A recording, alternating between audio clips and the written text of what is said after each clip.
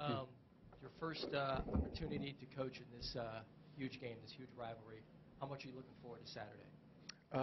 Very much looking forward, especially to today. Gathering with the team and starting our preparations.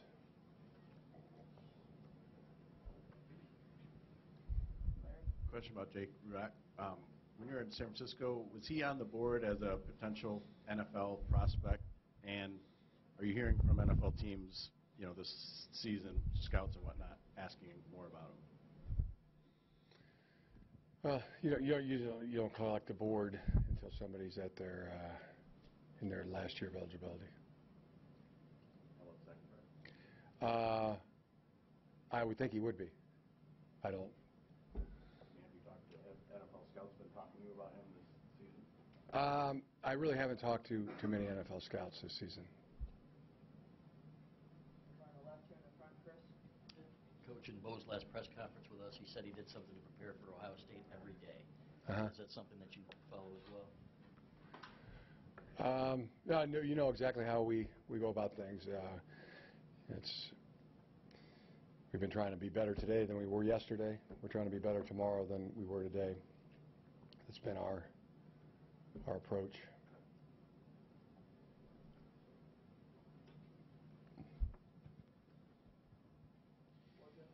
Jim, as a player, it certainly seemed like you guys, Michigan players, treated the Ohio State game differently. Do you not anticipate treating it differently as a coach? I have no frame of reference for what you're referring to. We treated it differently when I was a player. Yeah, just circled the game, the rivalry game, doing something each week for it, the occasional guarantee and stuff like that. Yeah, I don't know. I don't really know where you're coming from. Sorry. That's okay.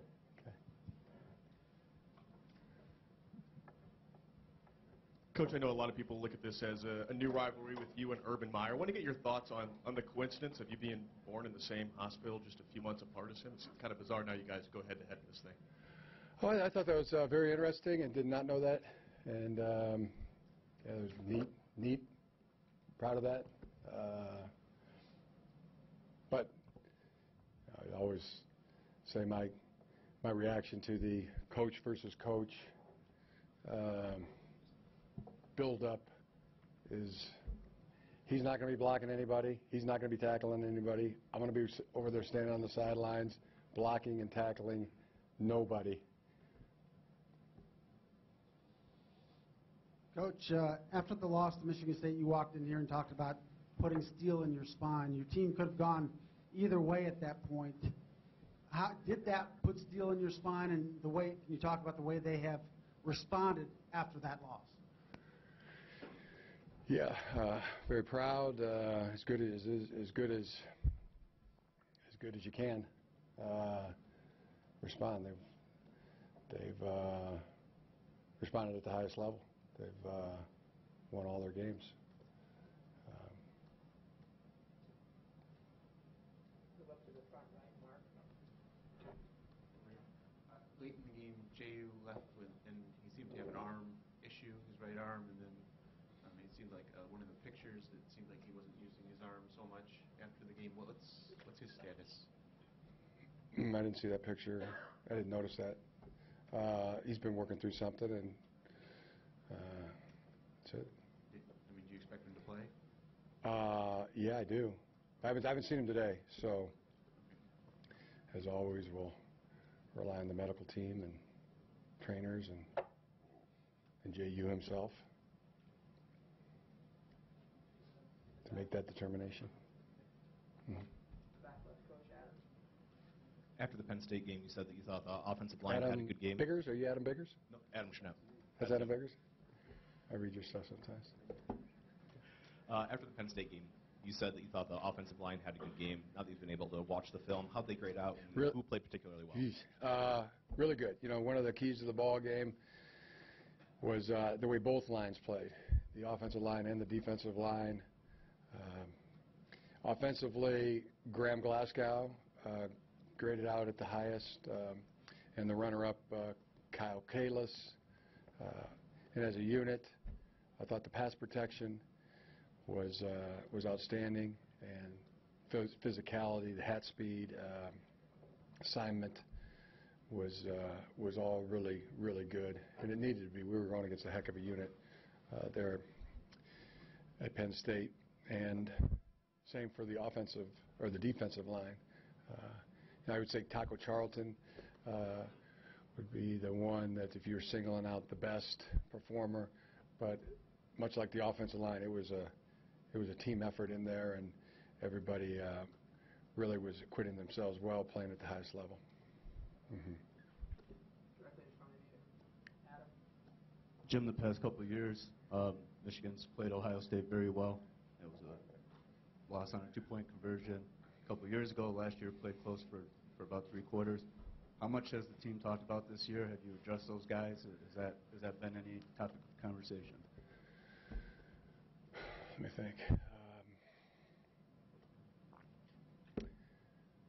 Yeah, I mean, nothing's jumping to mind right now. Any specific conversations with the team? No. Can you reference with those guys, playing well at the end of the year against Ohio State? Nothing like that. Yeah, I mean, we reference it every week. I mean, it's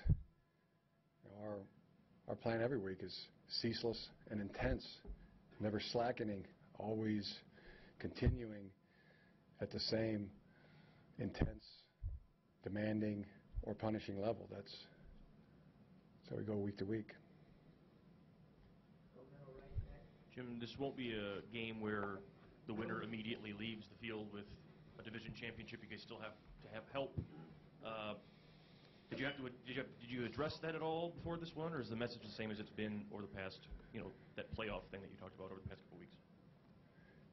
Yeah, that and the greatest share is getting ready, preparing for Ohio State, beating Ohio State. That's our mindset,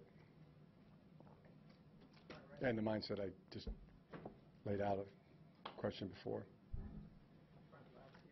Jim, Jabril, we saw him line up in the backfield. How did you think he did as a running back on Saturday? And he's played 90 plays a couple of times. Does he have a limit that he could go on Saturday?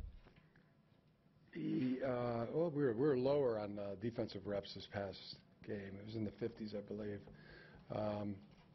But what's your question? Is he a good running back? Yeah. Yeah, I think so. I think he's a darn good running back. Coach. Year two may get a little crazy. That may be one of the things we look at.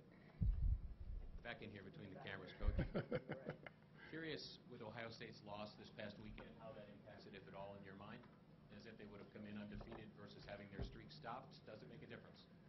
I think it's the same as we were planning, making our preparations, formulating our plans, get prepared how to beat Ohio State, and practice and learn that plan and prepare for the ball game Saturday. So I would.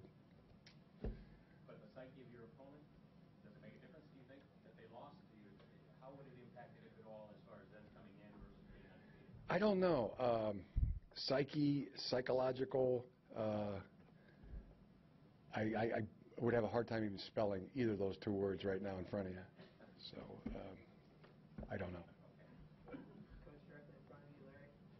How much do you compete with Ohio State for some of the same recruits, and how much does this game matter, do you think, in those competitions,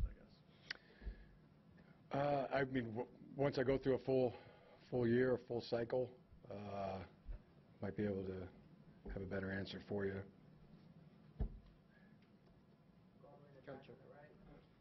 Coach, you and Coach Meyer inherited struggling programs, but then stabilized it immediately. Looking at what you've done, kind of from afar, looking at what he's done, is there any commonality, contrast in terms of how you're able to right the ship so quickly, if you will?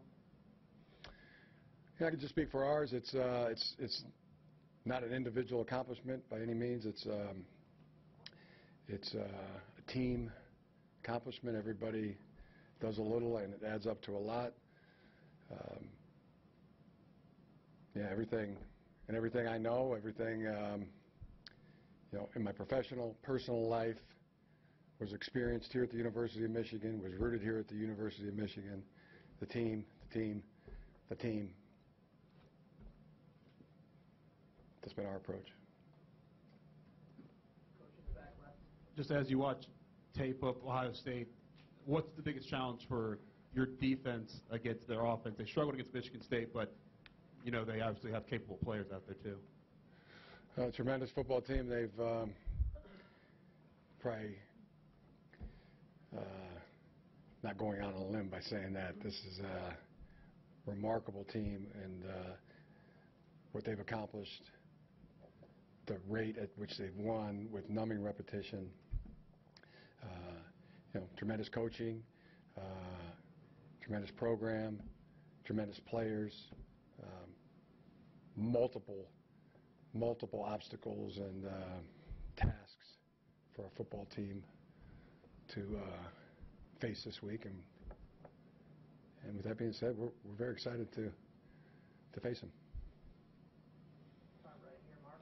Jim, when Kyle went out with the injury, David Dawson just popped right in there. Is that kind of, I guess, trying to substitute one, because instead of shuffling the line, and because Grant Newsome had earlier as a tackle been the next guy in, is that just kind of because you want it in the game flow and you just want to go one position for one, or is the hierarchy changed there? No, as it relates to the outside tackles, it's Grant Newsome as the backup. Inside with the guards and centers, it's David Dawson.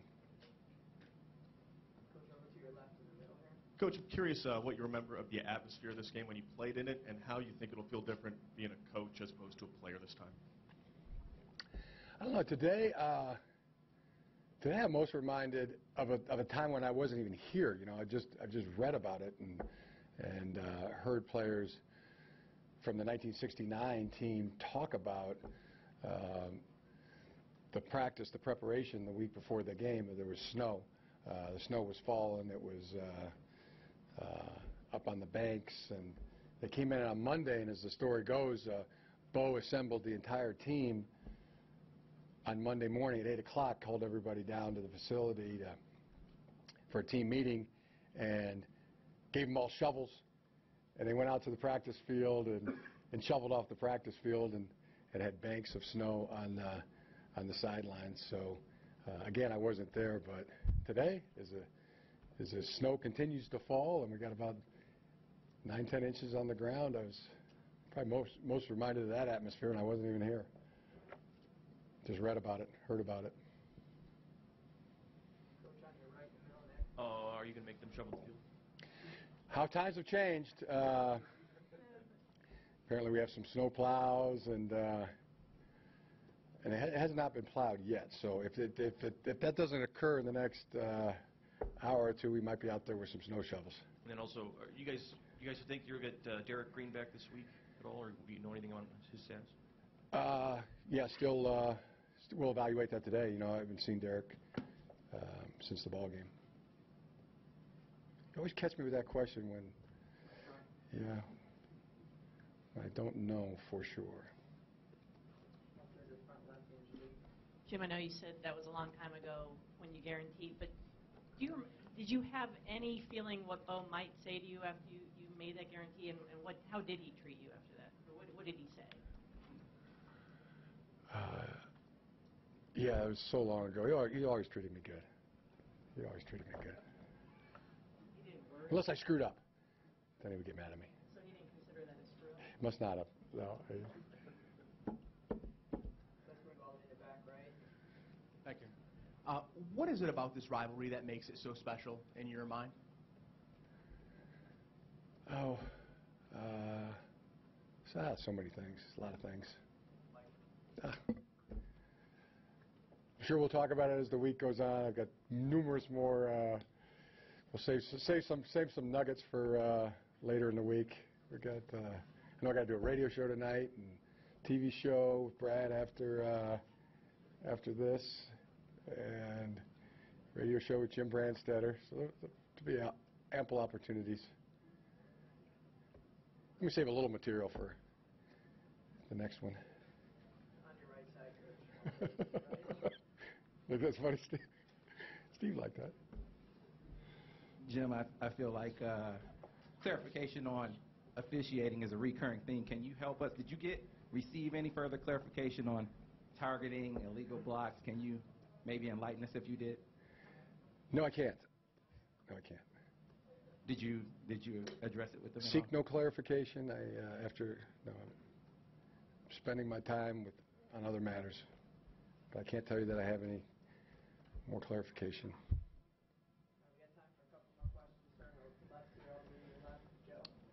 Defense playing really well. How much more room for improvement is there? Are they almost? I've capitulated on trying to gain clarity. Defensively, they're playing well. I assume you're pretty happy, but how much more room for improvement is there? In our minds, always room. Always chasing that improvement as well. Somewhat satisfied with where the guys are? No, I mean, that's not a word that we would ever use in football. That would be a confusing word that would not resonate.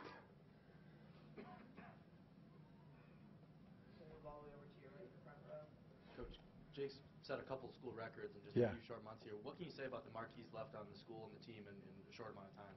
Well, he's left some marks on the record book, without a doubt, and that is fantastic, playing at a very high level. And in terms of respect and appreciation,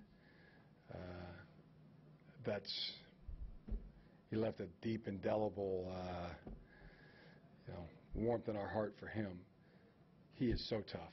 This past game, I mean, the toughness was on display. I know I've said it, and maybe saying tough as a $2 steak doesn't even give it,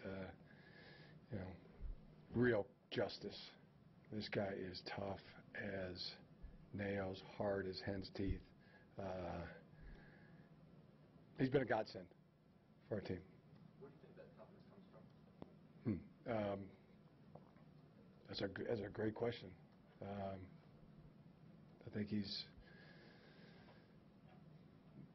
got a competitive fire. He's been in a lot of competitive situations. I mean, I don't ever think I think it's a talent, that's been, I always looked at toughness as a talent, that it's trained. It's not just granted upon somebody. He's been trained well. I think Jake has an opportunity to pass one of your records or single season passing. How would you feel about him passing you up on the record books in your watch? I feel good about it. Which one? I think it's single season passing yards. Oh, great. Have at it. Yeah. I didn't know I had any left, but such a long time ago. Is the snow the only reason that the '69 team comes to mind? Today, this week, and will you? Yeah, that was. I've always read those stories. I've always heard those stories and listened to people tell them. And I walked out there in the snow covering the practice field, and but not the. That's the one. Yeah, that's. In Bo's first Michigan Ohio State game, your first Michigan Ohio State game. Will you have those players talk to the team? Will you do anything like that? I don't know. I haven't decided yet.